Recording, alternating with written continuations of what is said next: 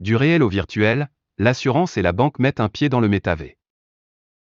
Le monde de l'assurance et de la finance commence à s'intéresser au sujet du métavé, cet espace virtuel connecté à Internet, tout droit sorti de l'univers des jeux en ligne, un marché de quelques 300 milliards de dollars. Cet éditeur de jeux sur mobile, basé à Hong Kong et créé par deux Français, a très vite compris l'intérêt potentiel du métavé, bien avant même l'annonce, à l'automne dernier, du virage stratégique de Facebook vers le métavé, provoquant au passage une flopée de projets dans le monde entier. Le dirigeant se souvient des premiers pas du travail à distance, il y a quelques années à peine, avec de nouveaux outils digitaux et comment aujourd'hui c'est devenu un mode de travail courant, incontournable. Lorsque nous observons aujourd'hui l'univers du gaming sur ces plateformes où de nombreuses interactions s'opèrent avec une multitude d'acteurs, et sur lesquels des marques extérieures commencent à arriver, nous pensons qu'il y a énormément de choses intéressantes qui en sortiront, soutient-il.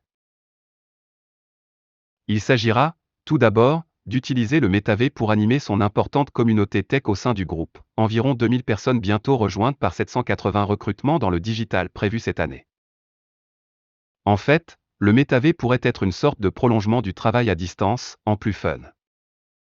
Ainsi un agent général et un agent prévoyance du groupe sont en train d'expérimenter le concept de l'agence virtuelle, avec des prises de rendez-vous dans le métavé. L'agence virtuelle est la voie tentée par un des rares assureurs également présents dans le métavé, le coréen Hankook Life Insurance qui a rejoint le groupe de travail sur le sujet, créé l'an dernier à l'initiative du ministère des Sciences et des Technologies de l'Information. Mais l'ouverture d'un « salon » dans le monde virtuel de Decentraland, sous sa marque dédiée au crypto Onyx, s'est accompagnée de la publication d'une sorte de manifeste sur toutes les opportunités à venir du métavé. Le métavé qui est un environnement virtuel, avec une population, de l'argent qui circule, généralement sous la forme de crypto-monnaies, une économie qui se développe sur la base d'actifs. Il y a donc toutes les conditions pour dupliquer une économie de marché et à ce titre les banques auront toute leur place, notamment dans la gestion des paiements, avance Nosing Duck.